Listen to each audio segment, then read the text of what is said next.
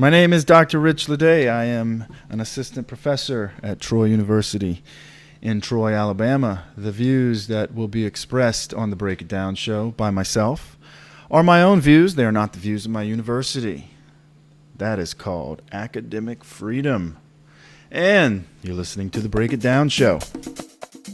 And now, the Break It Down show with John and Pete. Yeah, so in the house, not only in the house, but in New Orleans in the house, we have our official political correspondent, Dr. Richard Ledet, who's also my research partner. And today we're going to put up a show that is focusing on our most recent academic paper, which is pretty cool. We're here in New Orleans at the, what's the conference called? This is the Southern Political Science Association's annual conference, annual meeting. They do it once a year. We try to pull in people from across the nation. We often have international people come in, but it's a place where great minds who always don't think alike get together and share their work. Why don't you introduce the concept of our paper and maybe give some background on why it's important?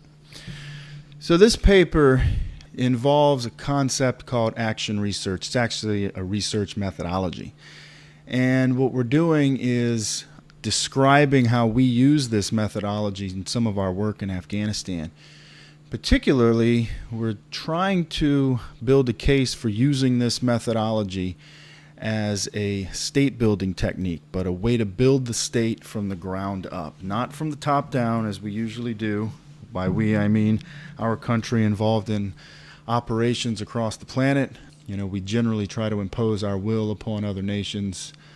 And that's not what this is about. It's about recognizing how there's local customs and local governance, and there's things that's already happening that we can build upon. And this methodology is not really common to my discipline. It's not really used by political scientists. To my knowledge so far, it's really something that's used in the education field by education practitioners. So we're simultaneously trying to introduce a methodology to my discipline, but also trying to describe how this methodology can be used for the process of state building and political development. Try to say that in 20 words or less. Let's engage in political development from the ground up, using a new methodology that we have not used before. I like it. Was that 20 words? That's about good enough for what we're doing. So, what we're trying to do is say, look, we go out and we try to create these positive changes in places that's conflict zones. Like, let's say that we get Syria to calm down a little bit. How do you create political development? How do you create stability? How do you create faith in the government, capacity within the government? We talk a lot about trying to teach and train the police forces and the armed forces of Iraq, Afghanistan, any of these places that we go to in Africa. We're always trying to create capacity. You'll hear that a lot from our leader folks. And what Rich and I are saying is, hey, yeah, let's do that. Let's create that capacity. But within that, let's also spend time building trust and getting to know our partners in a way that is more successful, more reliably successful and measurable than what we've done in the past. Is that fair? I think that's fair, but I would add that we're trying to do it in a systematic manner. So what we're trying to do is utilize a social science research tool, and there are many research tools. This is just one of them. And I am no expert in action research. I have utilized it, and I am just catching up to the literature, and there's a lot out there, but not a lot out there in the development or the political development field. So that's something we're trying to do. But there's another one of my many disclaimers. I am no expert in this technique, but we've used it, and we've used it with what we think is a great amount of success, and we demonstrate some of that success in this paper, which was pretty well received on our panel, by the way. Yeah, so we're establishing a new territory for political science, which, as you've taught me, is a multidisciplined discipline. So we have to be able to bring other things in. And we're learning now is that there's a lot of different disciplines required to create stability, which should have been a no-shit thing from the start. But if you just bring in a lawyer to create rule of law, if you just bring in an agricultural expert to create farmer diversity and farmer prosperity, that's not going to be good enough because there's a lot of different pieces that have to get moved together. Partnering, I don't know if there's a PhD in partnering, but that's kind of what we're building is how do you successfully partner? And everybody thinks they do a good job. This is one of the dilemmas we've discussed a lot.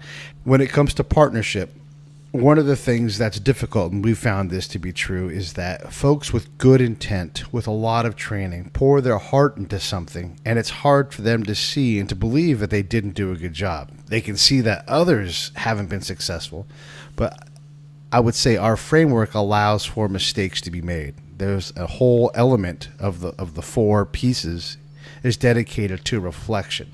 Yeah, well, let's tell the listeners what the 4 pieces are. Let's cover the framework. We haven't done that yet, so let's take a step back. So first of all, what we're trying to do is, once a problem's been identified, right? We first have to identify what it is that we're doing. It could be a question to answer, it could be a puzzle we're trying to figure out. But we've got a problem, and keep in mind that this methodology is explicitly designed to solve a problem. It's not designed to just build a theory and sit back and see how things work. It's not designed just to generate knowledge for the sake of generating knowledge. It's designed to solve a problem. So once the problem's been identified, the 4-step process begins with a plan, then an action on that plan, then we make observations, and then we reflect on those observations. And I think the beauty of this process, this methodology, is that it's a cycle. And once you plan, then act, then observe, then reflect, you're reflecting upon not only what you've learned, but you're also reflecting on the mistakes that you've made. And then you start the whole process over. You go back to the planning stage. You act again on what you're doing. Engage in your plan of action. You make observations about what you've done and the results of what you've done. And then you again reflect. And depending on the scope of the problem, you might do this once, you might do this 30 times. And, I guess if you had the ability to go through all your green notebooks, Pete, you probably did it hundreds of times. Absolutely. Sometimes probably 10, 20 times in the course of one day. But I think one of the strengths of this methodology is that it not only helps us learn about what the problem's about and whether the steps that we've taken can help us solve the problem, but it helps us learn about ourselves, right? It helps us learn about our own biases. It helps us learn about our own prejudices. Well, let's talk about the biases. What are the kind of errors that we've found that we have made, but also that we've witnessed in our U.S.-based partners? What kind of things do you see that we need to be cognizant of? Because let me just provide some bigger picture context. Well, our audience is listening like going, okay, great academic paper, big deal, right? When we go out to an area to create stability, Iraq, Afghanistan, those are good examples. They're still fresh in our minds. Why do we fail? What are the things that we're missing that this framework allows us to see? What are some of the errors? Well, one thing I'll do is I'll give a plug for our other co-author, Will Hardy. And I'll reflect back upon his original work, which is the only work that we've been able to find. I'm not saying there's nothing else out there, but it's the only published paper that we've been able to find that uses this methodology and describes how it was used in a military operation. And Will was able to use this for the purpose of creating social continuity between units, transitioning in and out of a conflict zone. So one of the mistakes we made, to get to your question, Pete, is that the problem of social continuity. We often just, we go to an area, we learn a lot, we, engage in, maybe lethal, but, we're trying to work on more non-lethal operations, and we learn a lot, but we often don't have the capacity, or we fail to transmit that knowledge to the people who are coming in to take our jobs after we leave. And part of that knowledge, though, is the relationships that we build, the partnerships that we're trying to work towards. So I would say, that is one of our biggest problems right there, is we often fail at passing on a partnership from one military unit to the next. And that's what Will describes in his paper. And we, right. I think, we do a good job, to toot our horn. Toot toot. we do a good job of building off of what Will already established. Let's give an example of what that partnership passing off looks like when it doesn't work, and then we'll try to do one where it does. I'm going to tell the story of Colonel Stewart, who we had built a very positive relationship with, very influential. His unit was doing great things in part due to our counsel and our work. He went to hand that relationship off to another commander and sat there and said, listen to what these guys say. And the guy's like, I don't want to drop the ball, whatever you guys want. Yeah, I just don't want to mess things up. Right. That's what he said in his office. So, and this is a brilliant person. He's one percenter in his peer group. He's commanding a battalion in a combat zone. What happened in that relationship, though? What was the result of that fantastic handoff? Wow. Well, I mean, that's going to require me to be very critical of the United States military, and I don't like to do that. I mean, I like to do that. It was a complete breakdown in communication. This particular commander, for all of his brilliance and wit, I'm not so sure that his subordinates were competent. And, I mean, everything from failing to get us flights. Right. And that's a big part of it right there, just trying to move people from point A to point B. But, we also... And let's just be clear on the flight thing, too. We could have gotten on a flight. Yeah. But if things aren't planned properly and people aren't expecting us, the partnership problem internally continues to happen. Now we're there hat in hand, hoping that someone decides to... it isn't being command-driven. It's not the way it's supposed to be. So... And we don't know if we're going to be welcome. Exactly, right. We've been kicked off of bases before, even when we had an invitation. Right. So this is an example of a partnership that's being handled from peer to peer, colonel to colonel, commander to commander, saying, hey, pay attention to what these guys say, and it still fails. Yeah, I think... This is U.S. to U.S., too. Yeah, exactly. And I think, reflecting back upon what happened, I think that this particular commander might have... every commander is going to be overwhelmed to some extent as soon as they get to a new area of operations. And I think that there was a lot entrusted to subordinates, and those subordinates were, also learning the job on their own. But, some of those subordinates might not have realized that we had 10, 15 different taskings that we can go do on any given day. Right. So we also had to pick and choose what we were doing, and we had to be careful about maintaining the relationships that we worked to establish. Absolutely. So, we can't just hop on a helicopter ride and go somewhere if we don't know 100%, if we're not 100% certain that we are invited to be there, because then we might be compromising ourselves, we might be compromising our unit, we might be compromising our leaders. Well, and as you said, our time is limited on what we can do. So if we go sit 3 days doing nothing while we get pushed off to the next, now we've wasted a week's worth of work, and we just simply didn't have the time to do that. We had too many other things to address,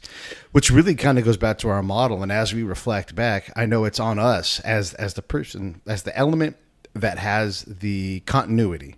It's on us to guide these commanders and say, I know you're saying you've got it, but understand, I'm going to come back to your office and I'm going to say, I'm having trouble getting on flights. Do I need to handle this, or do you, and then being able to guide that person to get it, because it literally takes me 3 weeks to a month to really start to cement in the impact that I have for a commander. If I go right now and do it, I'll arrive, I'll give them the briefing, and it'll take that much time.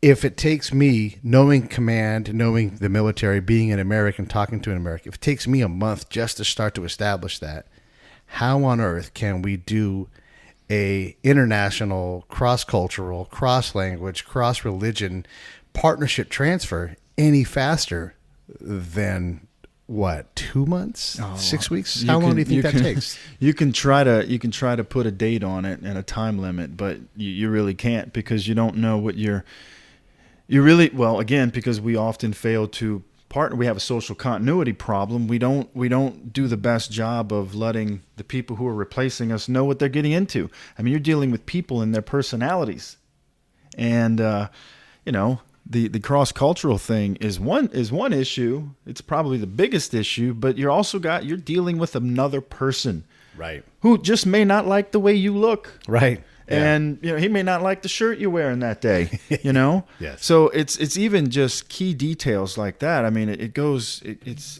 down to like, this person likes to pray during these hours, right? This person really likes his morning naps. This person, really likes to eat sweets in the afternoon. Right. And you've got to be cognizant of these very, very, I mean, they just seem like irrelevant details, but they're not, because you're dealing with people's personalities.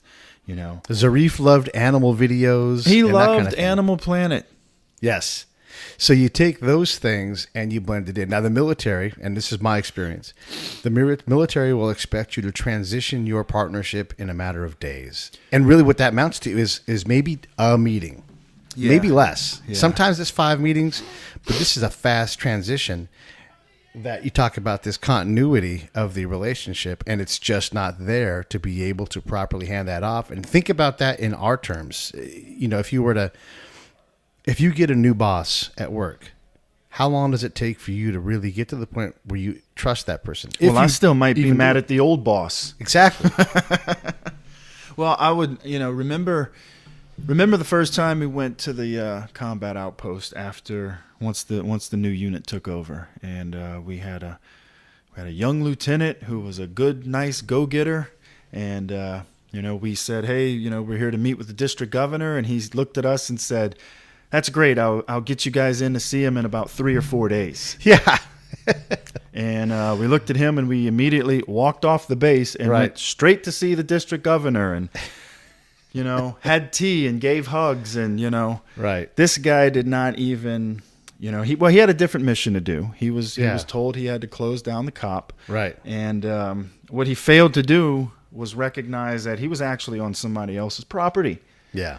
And even though you're just here to, you got to keep your men safe, but he didn't even meet the district governor, and he had been up there for a couple of weeks before we got there. This is the same guy who works for the boss that we were transitioned to, who was supposed to be listening to us. Exactly. And so then we said, hey, you've got a problem out here. This guy's not picking up the ball and running with it. And the short story is this: within a short amount of time of us leaving, someone got whacked. Yeah, An American got whacked. Yeah, there were troops in combat out there. And what was interesting and very telling, I mean, every commander has to learn, every young lieutenant, every captain, every colonel, every general, they have to learn. And the last time I saw this guy, he looked at me and he's like, hey, Doc, I wish I could go back and take your advice that you gave me when you guys first came here. And I wish I would have built a relationship with that district governor. So what happens to the district governor at this point? He gets transitioned to a military partner that can't be bothered. How much damage does that do to the relationships that were already there? What does that do for that district governor? Well, actually, because we had been engaged in this process of planning, acting, observing, reflecting, we had known a little bit about him, and he was very interested in maintaining security and stability in this district. He was very interested in helping out farmers. He had an uncharacteristically interesting vision for girls in his district. He wanted girls to be educated. He had some stipulations, of course. We have to keep things secure, but he wanted this district to advance. And maybe we should take a step back a little bit later and describe how some of the things you learned about this guy, because the original assessment that you got was less than favorable from him. But he was actually going to be working more directly with a civil affairs team and an agricultural and development team. And we knew, well, I knew that. And I also knew he was willing to work. He was very open and willing to work with the Americans, not just work with, but partner with. Because I think he was smart enough to know that, we're not going to be there forever, and there's some things that we can do to help. And we had done a good job of, starting with you, a good job of stepping back and let this guy govern, right? So, don't blow past that point. This is an important point. We're trying to create capacity in the government. Mm-hmm. And in our case, the government wasn't able to do much. The people in the valley, in the basin that we worked in, needed a ton of help. And the problems they had were standard farmer problems. They were worried about erosion. They were worried about a road that they normally use to go to market that was being washed away. The route that they used to get from farm to market wasn't even opened for a long time. There was a mountain pass you could get through, but it was treacherous, and there were highwaymen. So all these things were real problems that had to be dealt with. And the Taliban shooting up the place every now and then. And the Taliban coming around, influencing the people there. So there's a lot of problems that are real problems. We're trying to create governance, and the governor was beginning to do this. We'd gotten out of his way and allowed him to do what he did, which is ultimately the goal. Yeah. But well, okay, so, going back to this particular district governor and handing off a relationship. So I spent a lot of time with you in meetings with Zarif, and a lot of those meetings, I didn't even do much talking. I introduced him. He knew who I was, but we knew you were leaving. So we actively worked using the action research framework, to see how receptive he was going to be to me. He loved my beard. That was great. His was better, though. Man, he had a solid beard. They've all got solid beards. But anyway, so we had to work around the fact that I had to work around the fact that this one lieutenant was just not really receptive to partnering. He wasn't interested in it. He was going to close down the base. And that was his job, was to close the base down. That was his job, but he had another job. His job was to make friends. Yes. And he didn't do that. However, members of the civil affairs team came in, and they were very, very vigilant. They were very interested in, they knew about the success. This one district was put up there as the success. This is a success story. We did multiple briefings on this. This was a success story. So the civil affairs team that came in, I got to give those guys props, because I actually spent a few weeks before they moved out there, basically briefing them as much as I could on Zarif, on his habits, on the district, the things that I learned, the things that I thought that they can do, also the things I knew that they were not going to be able to do. And those guys, they had a very, very proactive captain, and he was on top of things, and he got as much information as he could, and moved out smartly, and ended up, when I left, things were still going smoothly. The relationship had been transferred, I think, successfully. But I had the last mission that I went on, out there to Mizan. Can I say where we were? We were yeah, in we can see Mizan. Okay. I was out there, I think, over a week, somewhere between a week and 2 weeks. I'd have to pull out my green notebook and check out, to be exact. But I scheduled a series of meetings with the governor. And first couple of meetings, I was in there with the CA team. I was in there with also the agricultural and development team, which actually, now that it was a team of one. The Right. ADT team was a team of one.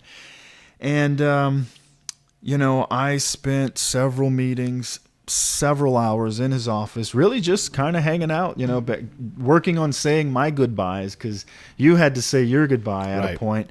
And, I let him know, look, like, I'm going to be leaving, but you're going to be, these are going to be your new partners, Right. and we spent several meetings, and I explicitly instructed the members of the CA team that were present, the leadership, and the one ADT member there, and I was like, look, don't do much talking. Let me have this meeting. And, I let them introduce themselves, and we did that for a couple meetings. And then the next meeting, we would go in, we would prep, it's again, plan, act, observe, Right. and reflect. And we learned this after using this cycle over and over again.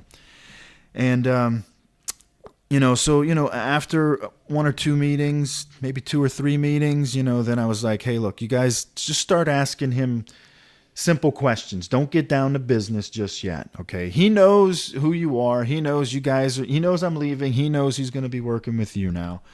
But what we did was, over a period of multiple meetings, we let them build up to the point where, I controlled the meeting with him, to the point where the last meeting that we had, I walked in, gave him a hug. I didn't really say much. Right. At the end of the meeting, I said, hey, hopefully I will see you again. And, and they were basically, I'm not going to say running the meeting, because it was his meeting, but they were acting in full role as partners. But I had less than 2 weeks to do something that you and I did over the course of several months. Mm-hmm. Transition a relationship. So, but it was this process it was this action research process. It's still systematic, right?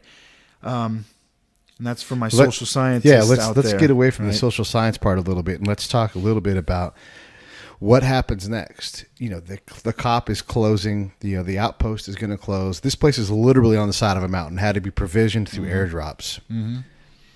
Now we're going to leave. So it's that hard for us to get stuff there. What does the governor do? Well, one thing we did with the governor, this was over the period of about 7 or 8 months. And this was a district that dealt heavily with agriculture. And, most of Afghanistan, what you're going to have is agriculture. So they grew pomegranates and they grew almonds, and there was some wheat that they grew, not for selling. They grew the wheat for subsistence, right? They grew the pomegranates to sell. They grew the almonds to sell and make money, but they grew the wheat for food mainly. And, what we had to do was this one district governor, he was very hesitant to share power. John and Pete. Hey everybody, if you like the Break It Down show, I can dig it. And of course you do. of course you do, hit that subscribe button. John and Pete. It helps us out. Hey, if you're going to like the show on Facebook or on Twitter, it helps us out if you share the show so people can learn about it. So liking it is great. Sharing is even better. Let's do some spy stuff. Yeah, just Let's sneak get in all there. our friends' phones and have them subscribe to the Break It Down show. Do it. Subscribe. Listen to the show. If you love the show, tell 5 of your friends. Or if you hate the show, tell 5 of your friends. Unfortunately, the government of Afghanistan is it's a very interesting setup. District governors actually don't have that much power. Who has the power is the people who have the money. Right. And who has the money for the most part are what's called line ministers. And there are different lines. There's an education line, there's an agricultural line. And the one thing we were trying to do is get this position filled and the Army's always interested about, hey, we got to fill the Tashkil. Tashkil's the word for, it's basically a bureaucratic position. So we worked for months and we would bring it up, and every time we brought it up, it was a sore subject. And the district governor, he saw it, I think, our assessment during one of our reflection periods was he saw this as a power-sharing arrangement that would actually be detrimental to his governing capacity. Let's pause right there and add some context now. So first off, one of the things we've learned is that you have to understand and work within the traditional power structure that's there. The informal order. Yes. So he has to gather elders. So if he's going to gather elders, if someone's going to come and work on agricultural issues, which in this case would be very, very important because this is a farming region, he needs to know that that person is on the same plan as him. Because though he has little power, he is the executive for the area.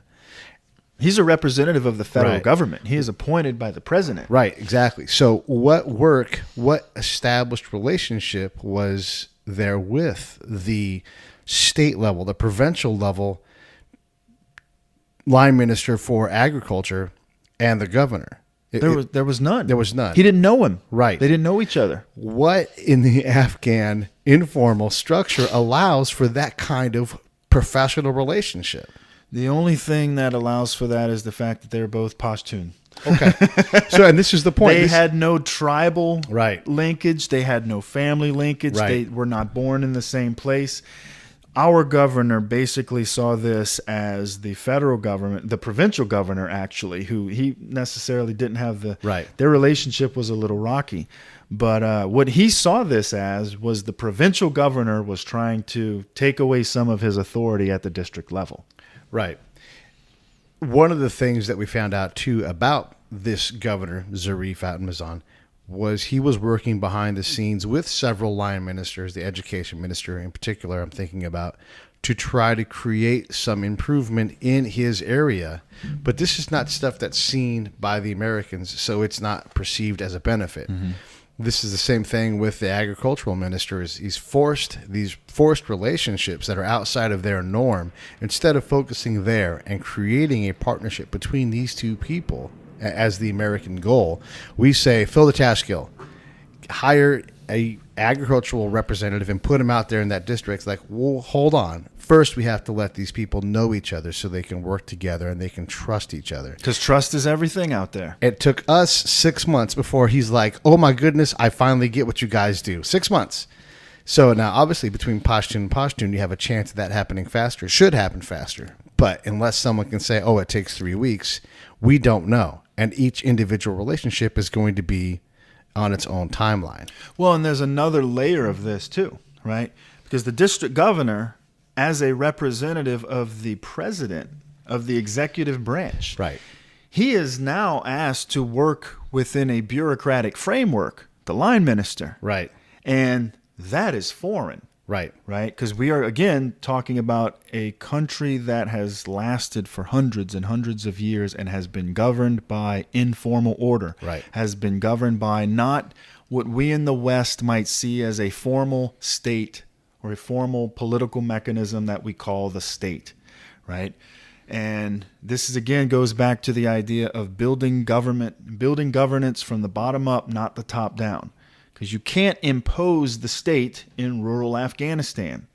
Because the state, as they know it, is a group of elders who sit around and solve Right. problems. Yeah. It is a tribal leader who represents families. It is a village leader who is Right. basically elected through when an informal means to represent the village. When the governor's son got into some legal trouble, he didn't go to a lawyer. He went to the chief of police and said, how do we fix this? Because that's the informal order. That's the norm. It defies our rule of law, but it is, in fact, a rule of law. And it's a system that they know and are comfortable with. The mirror image of this relationship is the Dale, the agricultural rep for the region, having to deal with governors, a bunch of governors, and they all need money. And he's trying to decide how to keep his butt out of a sling, if he's even allowed to do his job by us Americans. So you have this two-sided relationship that has to be brought together. Now, the folks that partnered with the provincial agricultural rep were the same basic ag team, and those folks had a very negative opinion of the governor because they had never really interacted with him. They'd never read our reports. But these are the things that poison these partnerships because we don't know what to do, right? As a nation, as a fighting force, as a State Department. And so we force these things like you have to hire this person. And you might get the person out in the district, might get the governor to acquiesce and say, yeah, sure, bring that guy out here. I'm tired of you bugging me about it. If you leave me alone, we get on to the next topic. But it doesn't mean that person is going to be beneficial. The real work, the work that we're saying that you can do through this action research model is creating the partnership where they're allowed to have this governmental relationship. And then you can start the work of that person being there and being fruitful for the people, because we're a million miles. When the ag team does get that guy hired in the district, we're a million miles from success. Yeah, and we should actually give our sisters and brothers in uniform the benefit of the doubt, because you and I had the luxury of our mission was a very broad one, and we were able to see things that, for example, the agricultural team could not see, because they were tasked to work with the Dale. Right. They were asked to work to get an agricultural minister up there. They didn't know about the district governor's skepticism, right, about quote unquote sharing power. Now, here's the thing about sharing power. It was actually, and this is one thing that we did over time, was to let him know that this didn't need to be perceived as sharing power. This is actually an expansion of your power. Because what it is you're building upon your authority. You're an appointed political official. But now what you're going to be demonstrating to your constituents is that you have a working partnership with a piece of the bureaucracy. Right. If this sounds complicated, by the way, it's because this is very hard work. And to the credit of our armed forces and the State Department people that work very hard at this is exceptionally challenging, because as you're saying right now, you can bring this benefit to the district. It doesn't bring it to the farmer. Yeah. And even if you bring it to the farmer has to say, there's a real benefit here. Yeah. I really need these guys' help. Yeah. And I want to I'll take a step back too, because I don't want people out there, I don't want the listeners to think that I'm just totally bagging on this one lieutenant, right? That I was mentioning earlier. This guy was given a mission. He's doing exactly what he's trained to do. He is doing exactly what he's trained to do. He's doing exactly what his commander told him to do. Right. He doesn't know. He doesn't even really understand why we're there. Right. You know, we get dropped off and we show up and ask to see the district governor. He's like, "Who are you guys in civilian clothes with guns? You know, why are you in my place here?" Right. Right. You know, so, and that's part of, but that was part of the benefit that we had, right? We got to see the bigger picture, but we also we were able to talk to battalion commanders, where, you know, even sometimes that lieutenant's not necessarily talking to his boss as often as we are. Right. Yeah. You know, so, and it is perfectly reasonable for people to go, I'm going to go there and do this one job, you know, because Taliban's cruising around in the hills. They got a sniper who every now and then just shoots, and we don't know where he's shooting from. You know, every time we leave the wire just to go on a short patrol, you know, we might get blown up here. Right? And this is an area that, again, is dangerous. While we were at the end of both of our tours, the district chief of police was badly injured in a bombing directed at the patrol, at him. Yeah. Again, there was what they call blue on green violence, where Afghan troops turned on American troops and assassinated American troops. Yeah. At a police So this was a outpost. dangerous place, Yeah. no doubt about it. And we're out there trying to help them, again, build relationships. We're taking this framework of saying partnering is hard. Let's slow down. Let's understand what's here. Let's reflect. And let's let the other side know. Let's let the ag team at the state level, the provincial level, let them know, hey, this guy is not a dirtbag. He is willing to do things, but we need some time, because we're building relationships. And that's agriculture, that's rule of law, that's all the different initiatives. Education, You know? any kind of thing. All of these things have multifaceted problems and multi-layers. But if you move too fast, if you don't take time to reflect, if you don't allow yourself to make mistakes, then you're making the first mistake in conflict zone work. What does the military do? I mean, that lieutenant is trained properly, is doing his job well, and absolutely failing every second of the day. Well, we can answer the question, what is the military to do with, you know, more training? Let's get more training. Right. You got to have more training and better training. Yes. I think we have to allow ourselves to the flexibility to make some mistakes. Okay. You know, but that's where part of this research process, that's where the reflection period come in. And again, I will say, it is not just we're learning about the problem, but we're also learning about ourselves and how we try to solve the problem, you know. And maybe what we can actually do is to kind of give your listeners a way to understand that problem is, why don't you explain what was up with this governor and how you learned who this guy actually was?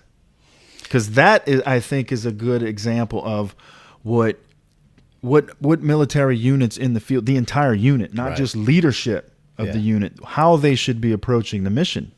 There's a lot of pieces to this puzzle, so I'll do this quickly as I can and keep it interesting. But when I first got there, he wasn't at the district center, and we were trying to figure out why. That's not a question you go out and ask one person to get an answer to. Mm-hmm. That's a whole tour to figure that out.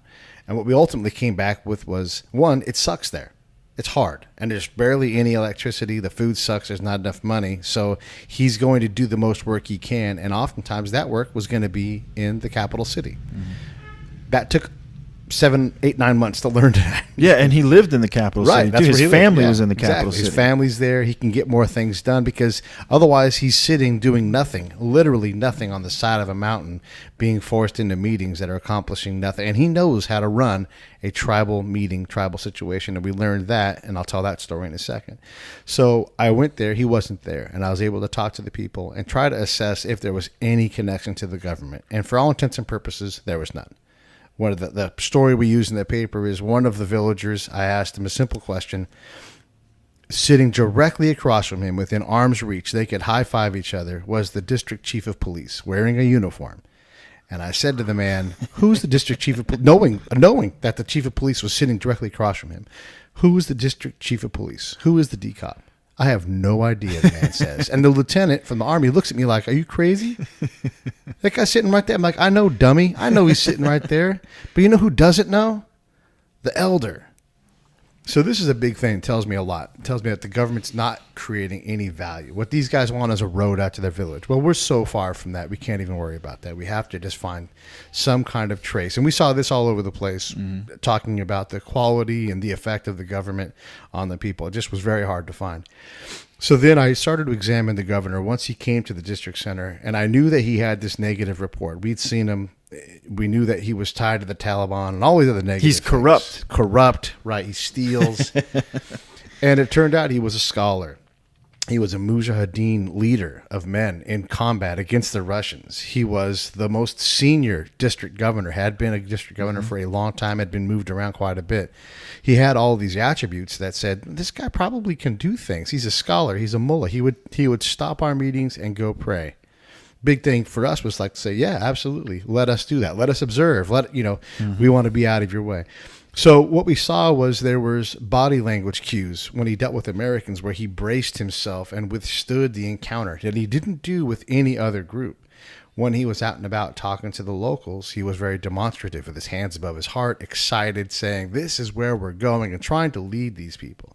And then there was sort of the contemplative guy who played the tribal role with the tribal elders in his office as they discussed things.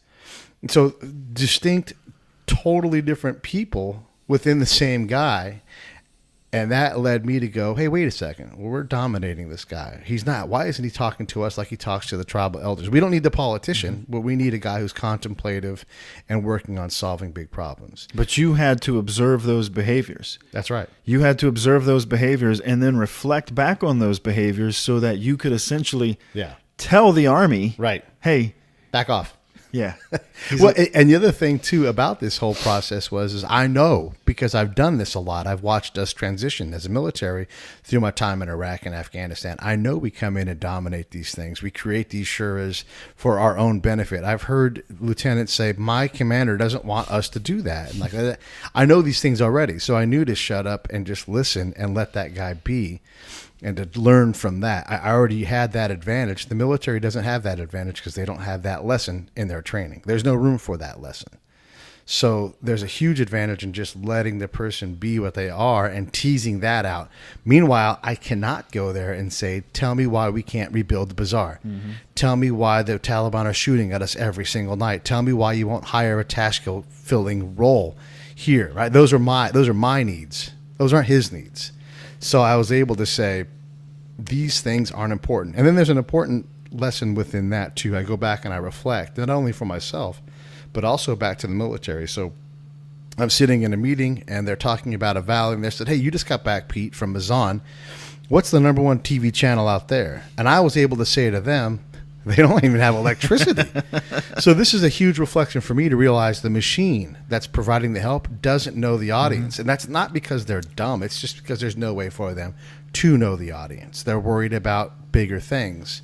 So they're making assumptions that bring quote-unquote help, but that help isn't relevant to what's going on the ground. So I've got to do a better job of teaching the people that I'm trying to guide. And I've got to go back and continue to understand what the disconnect is between this governor and the assessment that he's got. Ultimately, where that left us was we were able to build a powerful governor, or enable a governor to emerge as a powerful governor, someone who truly trusted us. And the evidence, and I always talk about testing for trust, the evidence of that was we said, hey, we're going to move on to other projects. We would love your help. Who should we be talking to?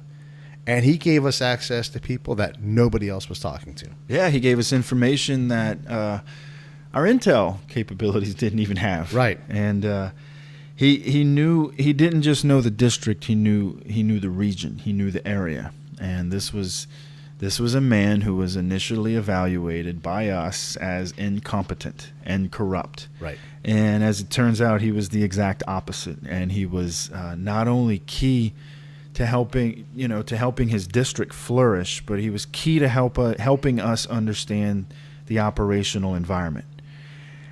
And but it also, going back to something you just to build on what you just said, it's this process of planning, acting, observing, but the reflecting right?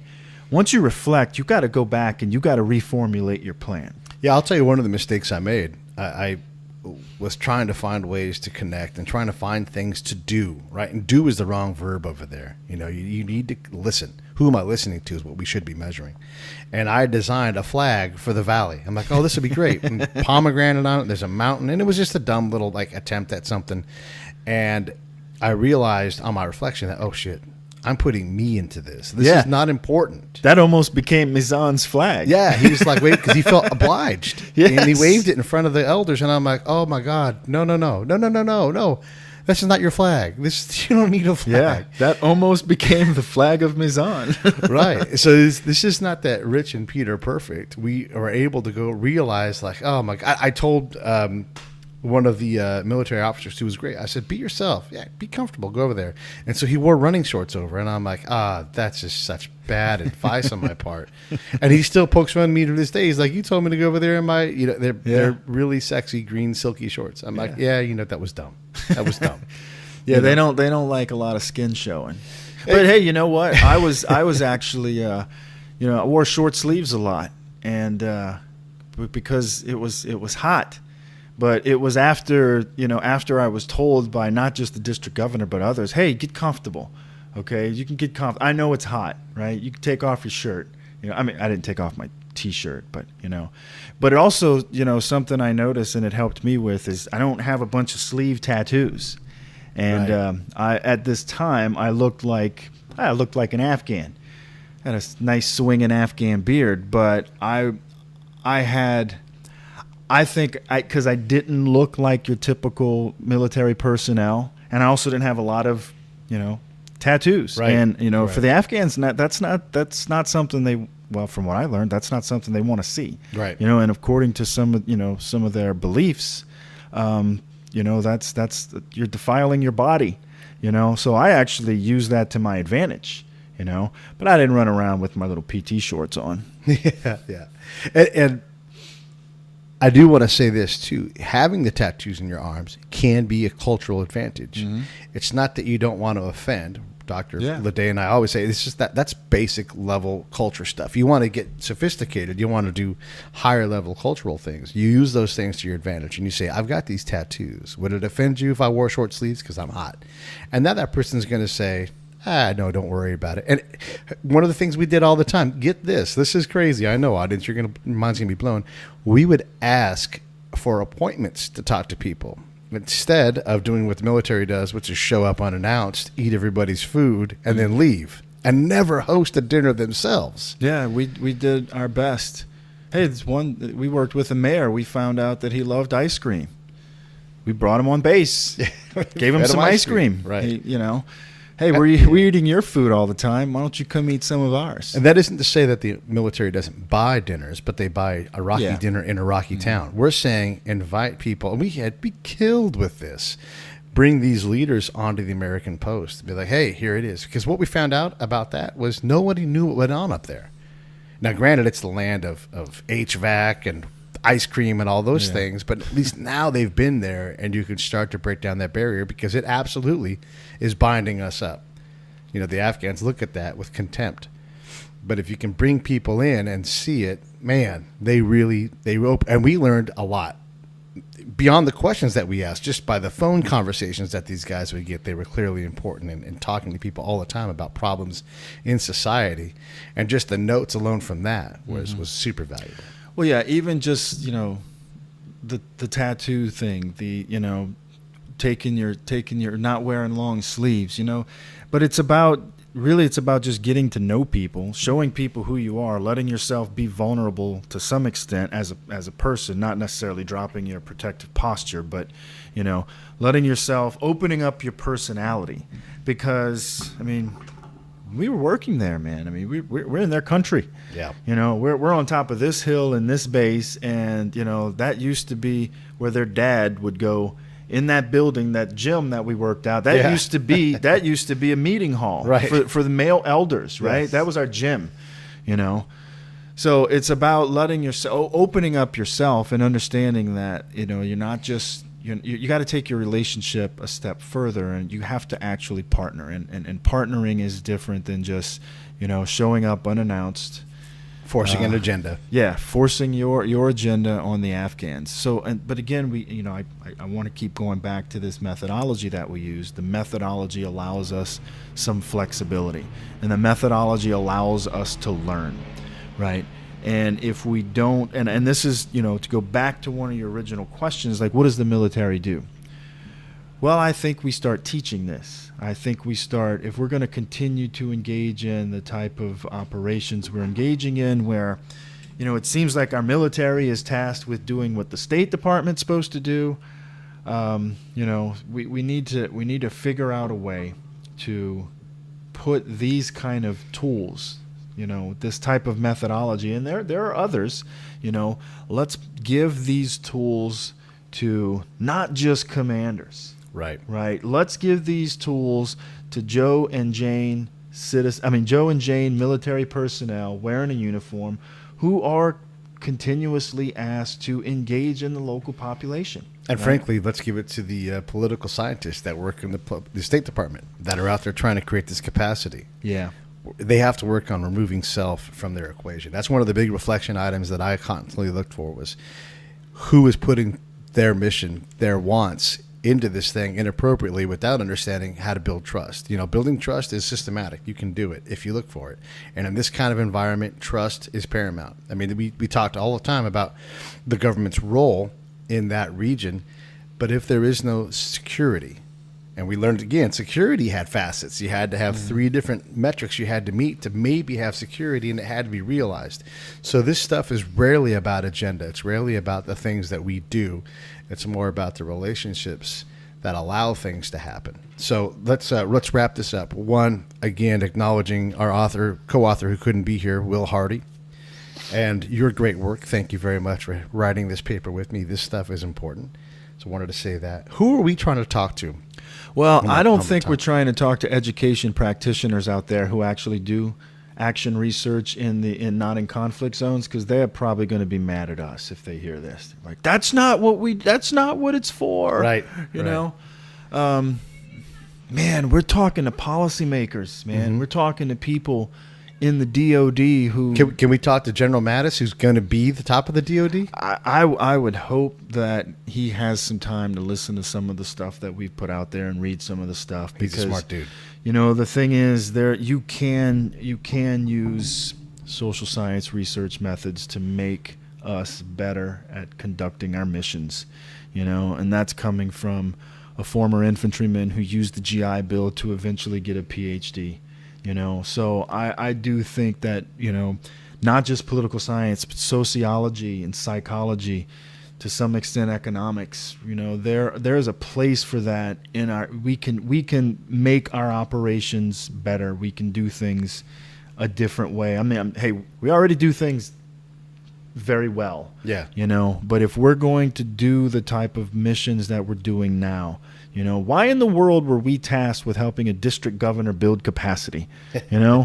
So there is a place for social science research methodology used in the field. It's just got to be done by the right people with the right mindset, and it's not like, hey, let's go around Afghanistan with a clipboard and conduct a survey, because that's not necessarily, as someone who's trained as a survey methodologist, right, that doesn't always work. Plus, sometimes when you get your survey method research back, it has more respondents that actually are people that are alive in the area. Yes, yeah. I got in trouble for not using data, and I looked at the sample size, and I said, wow, there's not even that many people who live there. Yeah. So, there's a place for this stuff, and I just, I hope the guys at Fort Polk, even the guys at Fort Benning, I mean, coming through infantry school, infantry officer school, let's start teaching these guys not just how to shoot, move, and communicate, but let's teach them how to partner. We can teach them how to learn on the ground, and I think that's where this methodology, action research, I think that's what we're trying. That's what we're trying to do. We're trying to see if we can apply it to. Well, we used it, so we're trying to see if we can get people to understand how we used it. If we were to be able to go into Syria right now and start to stabilize that region, let's say that the most of the bad stuff has ended, you don't just go in and say, here's some fruit trees, here's some wheat seed, and then walk away and think you've created stability. You've got a lot of healing to do. There's a lot of hate. There's a lot of damage. There's a lot of grieving. And we have to come at these problems from those things, because before someone can get on with getting on, they've got to get over the fact that 50% of the people they know are dead or gone or never going to see them again. So these kind of regions, Afghanistan, Mali, all these areas where these bad things, where Boko Haram comes and harms people, it's a lot of damage. The schemas for these people. Go into an inner city in the United States and start trying to create governance there. And there's a body of literature where action research has been applied in some of those instances. Maybe not necessarily in war zones like we're talking about right now, but in terms of dealing with racial problems in inner cities, right? Dealing with troubled kids trying to get an education, right? So there's a place, and there's some space for researchers and also practitioners, though, and there's a body of research that uses this methodology to solve some of these problems if we can just figure out how to get it in the hands of the military. Well, there's some institutional knowledge that has to be created, it has to be trained, and you and I and Will, we're glad to help out. So all of you folks with stars on your shoulders, come calling. We will gladly help you out. Rich, thank you once again for being, I think, our most frequent correspondent in a professional capacity on the Break It Down show. Sweet. I'm glad I was asked to be here, and I'm glad we can do this in my home state. Yeah, New Orleans, bringing it down, bringing it healthy. Let's get some Bloody Marys.